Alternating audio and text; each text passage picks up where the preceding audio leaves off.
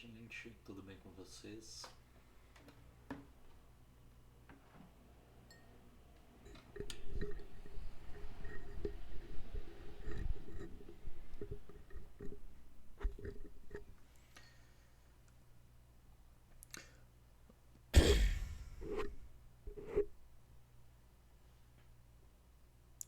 Oi pessoal, tudo bem com vocês?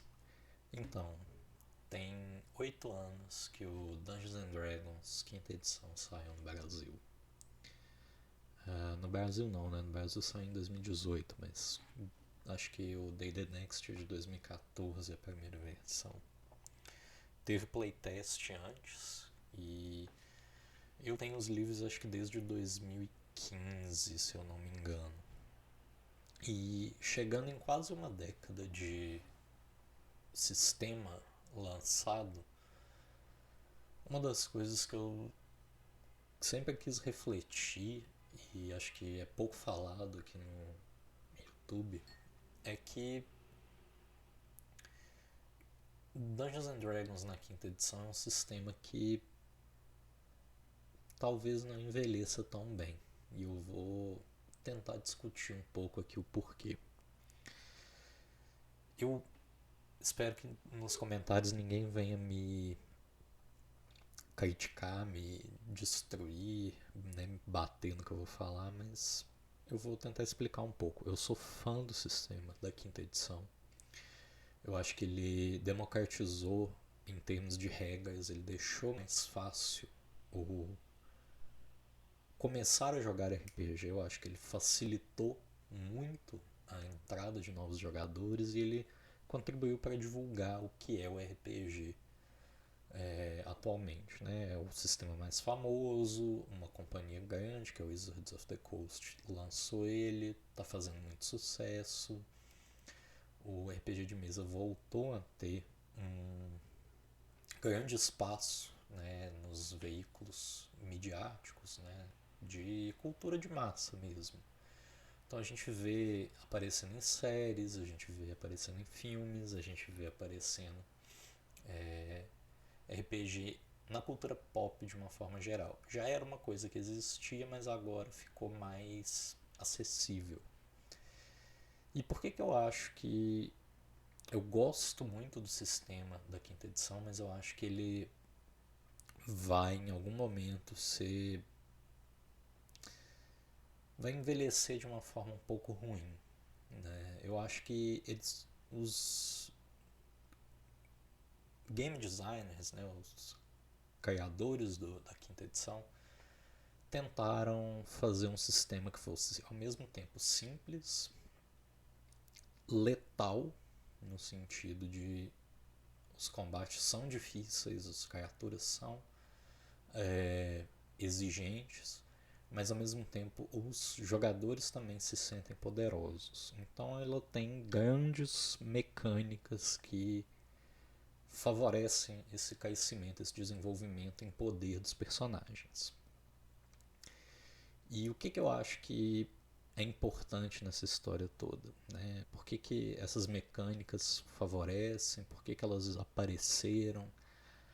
Bom, uma coisa que eu não gosto na quinta edição, né, que eu acho que vai envelhecer um pouco, de uma forma um pouco ruim, principalmente para aqueles jogadores de RPG que jogam há mais tempo, pessoas que são realmente aficionadas pelo hobby, que gostam de jogar, que gostam de táticas do jogo, que gostam de fazer combo, que gostam de estudar as regras do sistema a fundo e até mesmo para as pessoas que gostam de roleplay. Né? E eu vou tentar argumentar aqui o seguinte: essa é uma, são algumas críticas que eu tenho ao sistema da quinta edição, mas que não são críticas que invalidam o sistema ou o tornam ruim.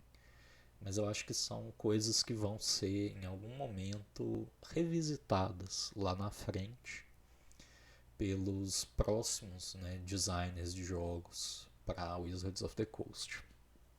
E eu acho que isso vai acontecer principalmente por uma mudança no público. Eu acho que isso vai acontecer Invariavelmente, né, acho que algumas pessoas gostam de jogar RPG e vão continuar jogando. Algumas pessoas têm curiosidade, vão jogar, mas não vão continuar.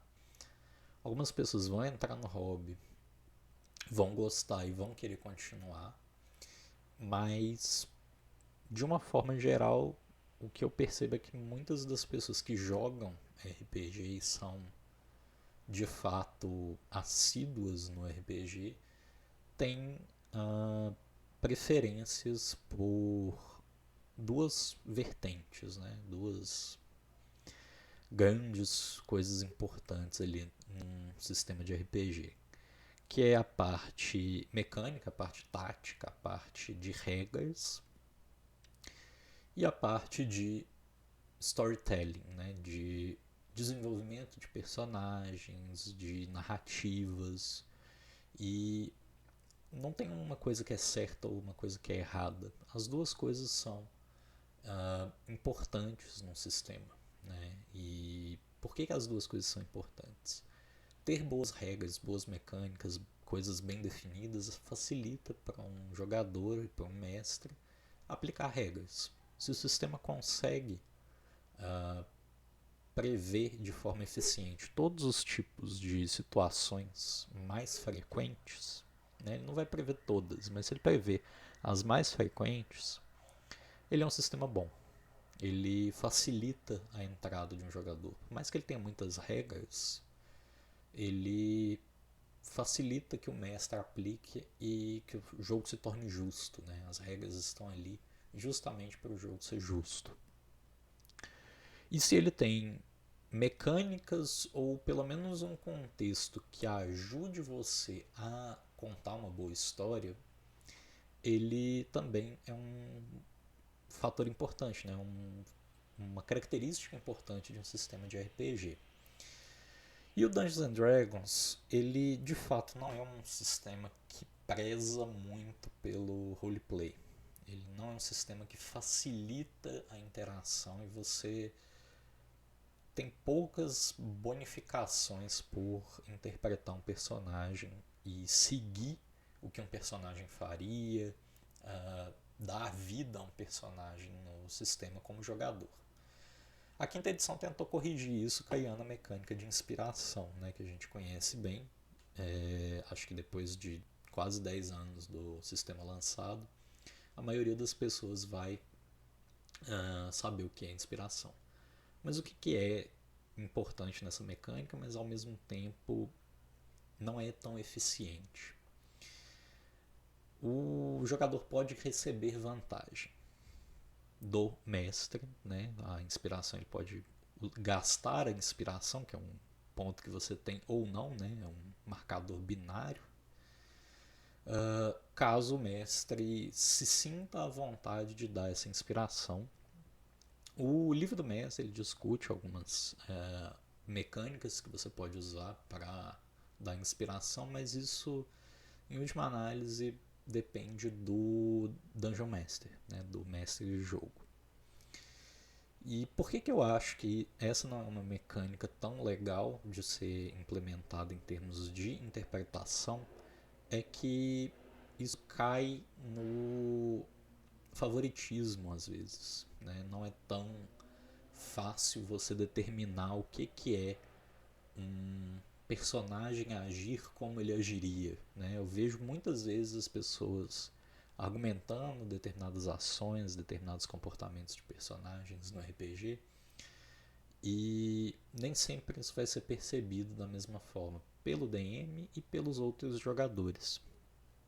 E isso é um ponto importante, né? Se o mestre é o cara que arbitra no jogo a inspiração, e isso é a regra preferencial, né, que as regras básicas dão de Dungeons and Dragons, a inspiração ela vai ser recompensada quando o mestre achar necessário, quando ele achar que é válido dar essa inspiração. Só que nem sempre isso acontece, né? Nem sempre o mestre vai dar essa inspiração para o jogador. E tá tudo bem, você pode criar regras alternativas, tem algumas sugestões no livro do mestre que vão facilitar a vida dos jogadores nisso, em que você pode simplesmente terminar a sessão e falar, e aí, quem é que vocês acham que merece uma inspiração, ou deixar a decisão para os jogadores, mas de qualquer forma existe esse conflito de interesses no sentido mecânico e não no sentido pessoal, né, entre mestres e jogadores no Dungeons and Dragons.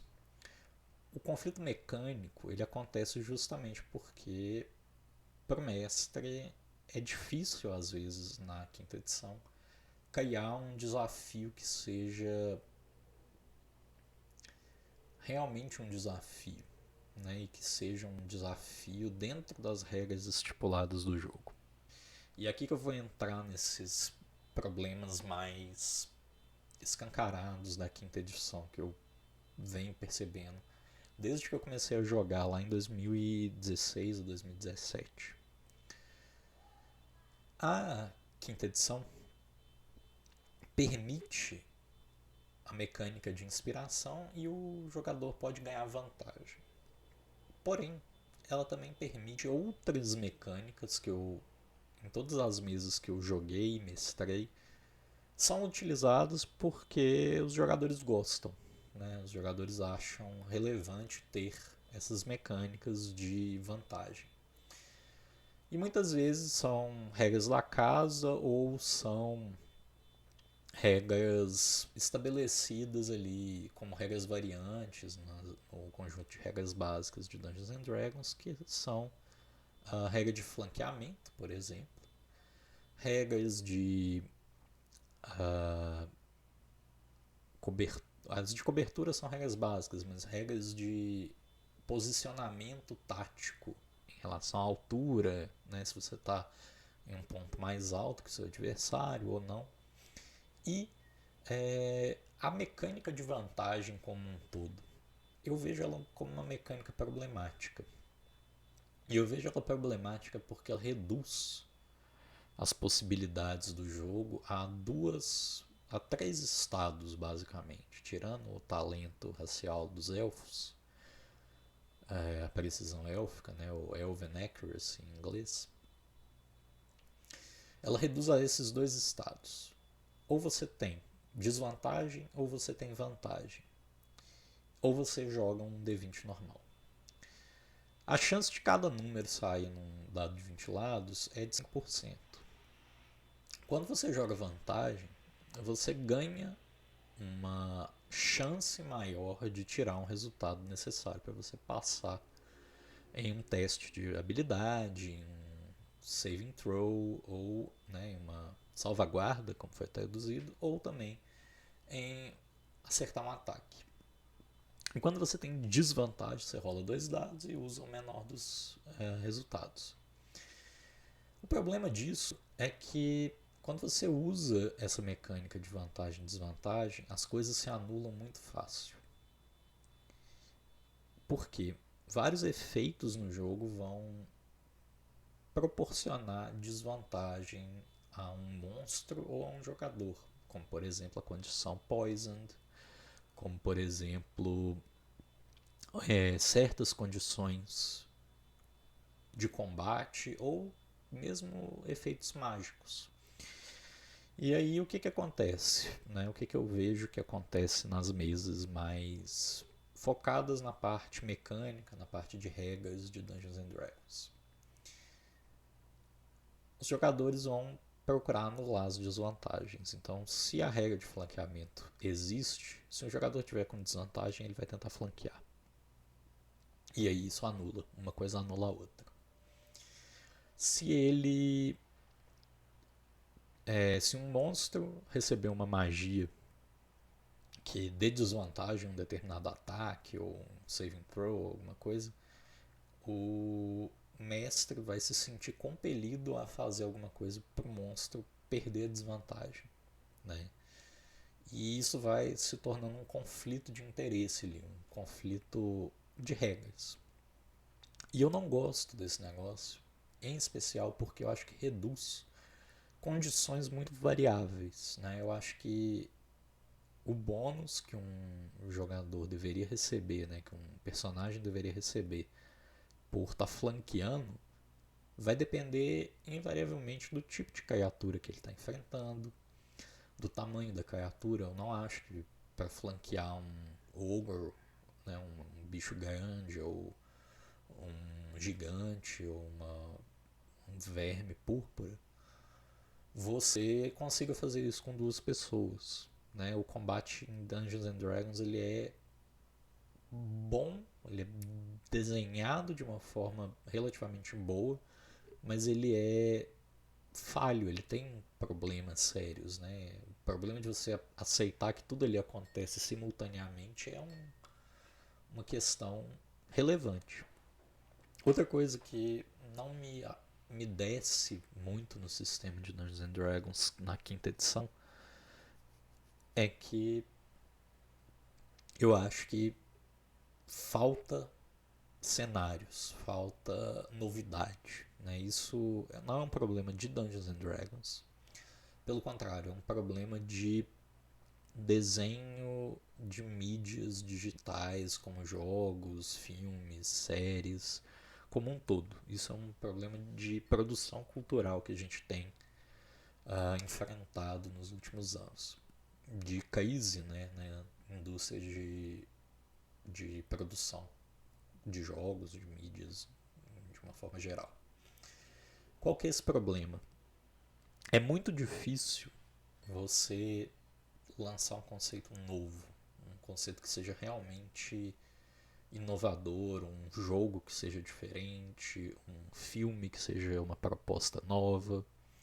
Tudo isso é difícil de fazer. E o que eu percebo é que Dungeons and Dragons vem desde os anos 90 se pautando num reaproveitamento dos cenários, num reaproveitamento de coisas que foram escritas e foram lançadas lá na década de 90, no final dos anos 80, década de 90, e hoje em dia elas são apenas reeditadas para serem lançadas como regras, com uma adaptação às regras novas. E eu acho que isso empobrece o sistema. E apesar de você ter toda a liberdade de criar um cenário, criar uma coisa nova, mudar as regras, editar o que você quer, eu acho que como um jogo lançado, tentar seguir as regras dele é uma boa pedida, porque você vai ter um equilíbrio maior no jogo, você vai ter uma mecânica mais justa para todo mundo. Porém, essa mecânica é conflitante em certos momentos. Eu acho que ela cria uma tensão complicada. E eu vou chegar nesses momentos que não fazem sentido para mim, nem mecanicamente, nem narrativamente. Mas fazem sentido do ponto de vista humano. Né? Eu tenho um ponto sobre isso ainda. Mas eu acho que o que acontece é que falta uma criatividade para se lançar um cenário que seja instigante para o jogador, que seja instigante para o mestrar. Parece que a quinta edição pegou o cenário de Forgotten Realms, pegou ali um pouco do cenário de Ravenloft e agora lançou, né, recentemente, não tão recentemente, mas lançou Van Richten's Guide to Ravenloft e inseriu o Ravenloft como uma espécie de pedaço de Forgotten Realms, o que eu acho empobrecedor para o cenário. Eu acho que isso transforma Forgotten Realms no lore oficial. Né? Teve um livro para Eberron. Aparentemente eles querem lançar Dragonlance, mas ainda não vi uma coisa específica de Dragonlance. E algumas coisas mesclando com Magic. O que eu acho empobrecedor de uma forma geral é que atualmente a quinta edição de Dungeons and Dragons carece de criadores de conteúdo para cenários, para coisas novas, para ideias diferentes. E claro, né, a gente teve sucessos aí como do Roll20, do Critical Role, desculpa.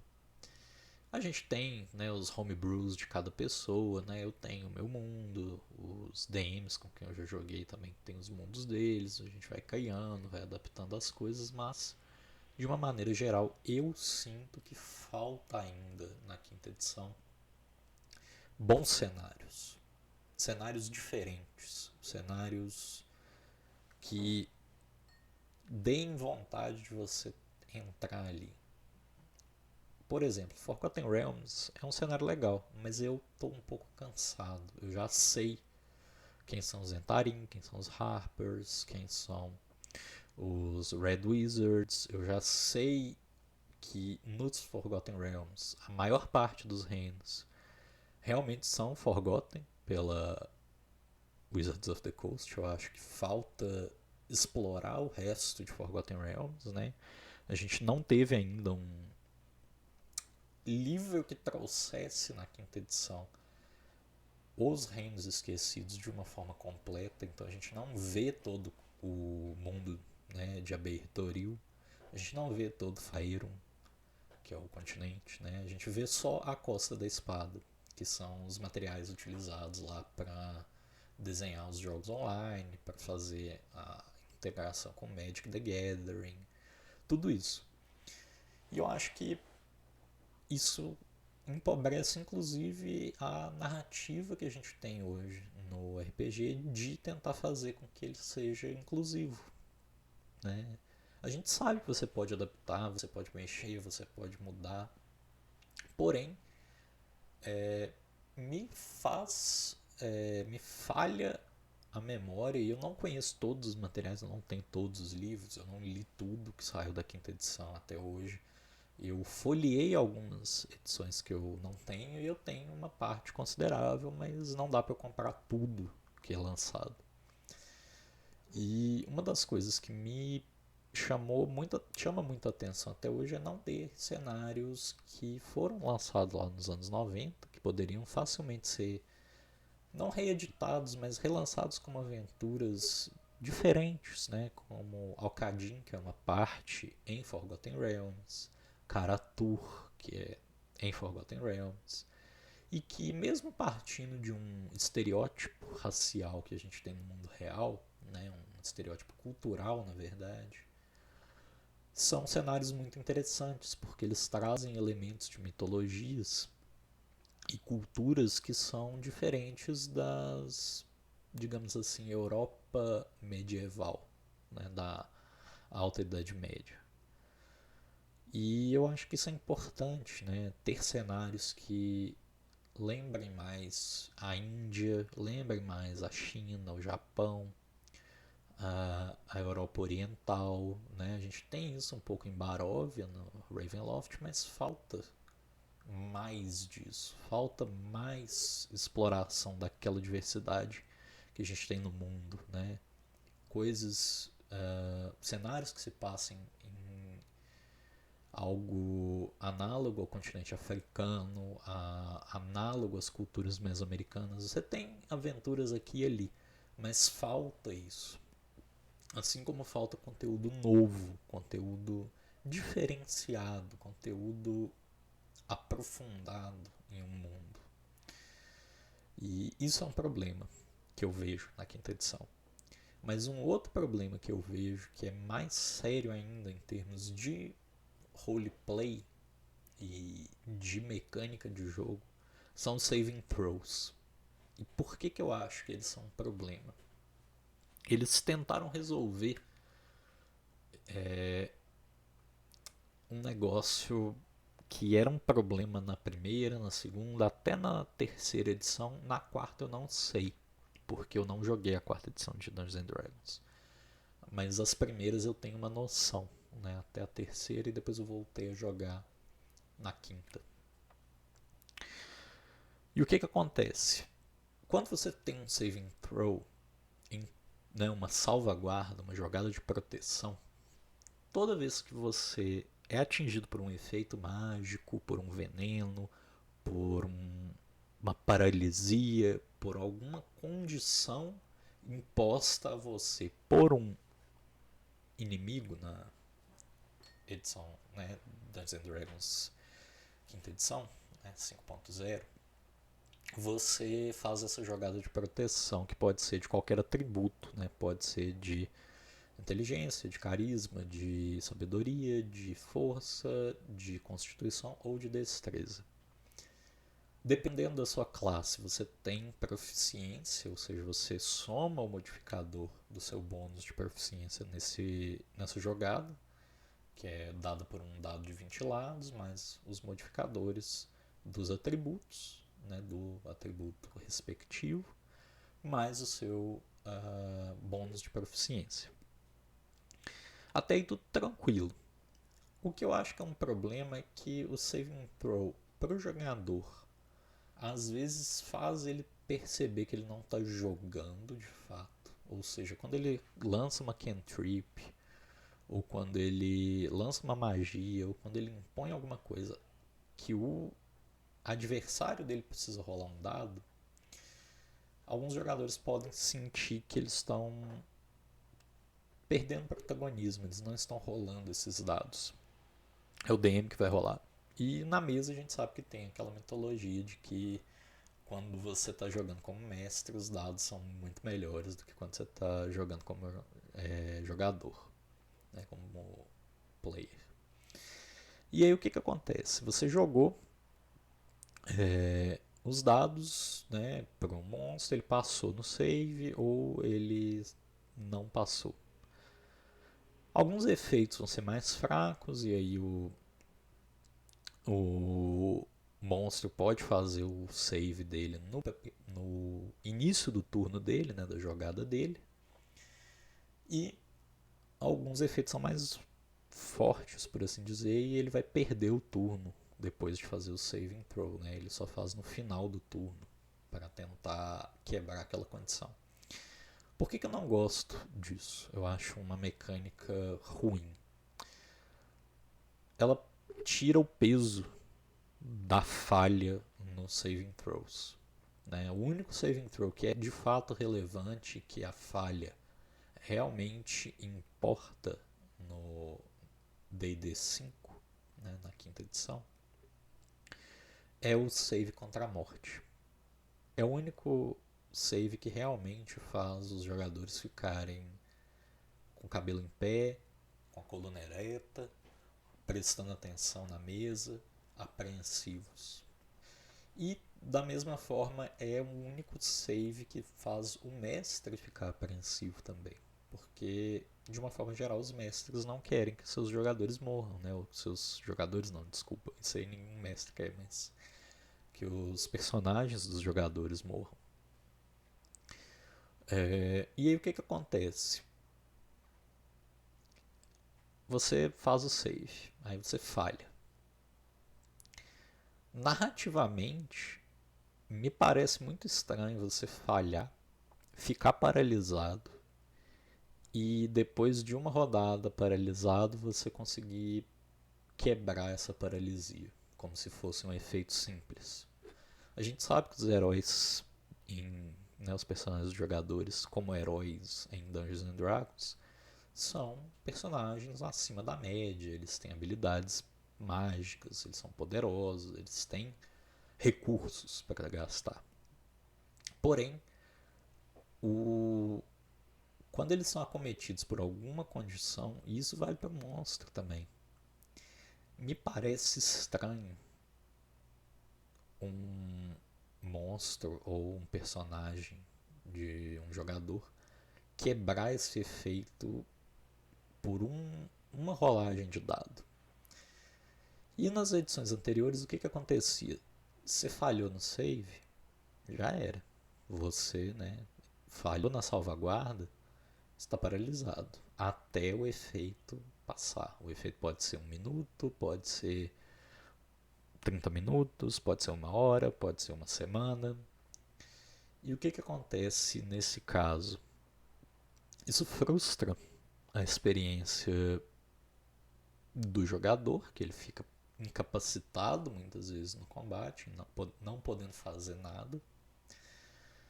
E ele isso frustra o DM também. Vamos olhar para o lado do mestre. Vamos supor que ele coloque ali 6 goblins para lutar contra os personagens no nível 2, no nível 3, né? Vamos dizer que são 4 jogadores, ou 5, ou 6, tanto faz. Se cada jogador tiver acesso a uma magia, alguma coisa, e o Goblin falhar, e ele ter que ficar fora do combate inteiro, sendo só esperando um personagem dos jogadores ir lá e finalizar ele, aquele encontro que o mestre desenhou vai ser frustrante. É claro que se você for um mestre mais avançado, você vai conseguir contornar esse problema. Você vai lançar mais monstros, você vai tentar tornar o encontro mais difícil. Mas mesmo assim é um pouco frustrante, porque às vezes o Goblin que está ali no combate pode ter uma informação para dar para os jogadores. Às vezes ele pode se render para os jogadores. Às vezes ele pode tentar conversar, ele pode tentar fazer outras coisas que não só atacar. Ele pode até querer fugir. E eu falo isso como mestre, né? As criaturas, principalmente quando são criaturas sencientes, eu eu olho para elas como se fosse um jogador também. Ela tem interesse de sobreviver, ela tem interesse de continuar viva, ela tem interesse de sair da situação em que ela se meteu. E quando acontece esse tipo de situação, isso zera, né, as possibilidades. Quando a falha num save é determinística, ela acaba com a possibilidade daquela criatura voltar para o jogo. E aí o que acontece? Eu tenho mais uma solução eu tenho uma solução para isso. Eu acho que a gente não precisa fazer nem a mecânica do fez um save e está imune, né? Ou não está imune, está afetado, ou fez um save e falhou, você pode ficar fazendo save todas as rodadas. Ao invés de fazer isso, a minha proposta é: tente fazer o seguinte: pegar o save e aplicar uma mecânica parecida com o save de morte. Você não precisa usar 3 números, você pode usar 2, por exemplo. Se você quiser que seja um efeito mais rápido, mais lento, enfim.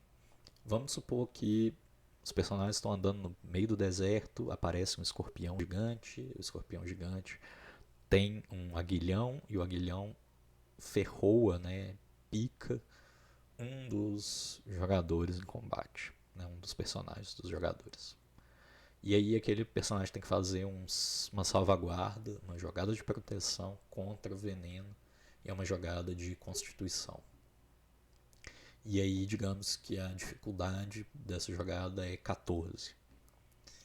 E aí o jogador vai lá e rola 10. Né? Chega num 10, no resultado máximo. E aí você fala, olha, você está sentindo os efeitos desse veneno. Você começa a sentir uma dor, você começa a sentir uma queimação lancinante no local onde você foi atingido pelo aguilhão. Beleza, até aí tá tranquilo. O jogador vai entender aquilo, o personagem dele vai sentir isso, e você fala, você começou a sentir essa dor, e nesse round você toma um D3 de dano de veneno, por exemplo. E aí no próximo round, quando ele for tentar atacar, você fala, olha, você está sentindo o seu sangue fervendo. Faz outro save, roda de novo um dado, né? Rola um dado de 20 lados aí, soma os modificadores, vamos ver como é que você sai. E aí nesse save você vê que o jogador rolou um 15. E aí você fala, Opa, parece que você consegue reagir a esse problema. Você consegue reagir ao veneno, seu corpo consegue responder, a adrenalina da batalha está te deixando pronto para reagir e conseguir esquecer um pouco da dor que você sentiu da picada. E aí vem de novo a jogada desse jogador. Ele faz a ação dele, mas ele tem um save. E aí você fala, faz outro save para mim, porque o veneno tá voltando. Você tá sentindo aquilo nas suas veias ainda. E aí o jogador rola o dado. E digamos que ele falhe, por exemplo, fica mais claro. Vamos supor que você, como mestre, criou uma dificuldade 14 fixa e que se o jogador acertar, passar o save 2 vezes, ele passa pelo problema do veneno, ele não ganha a condição envenenado, por exemplo, ou ele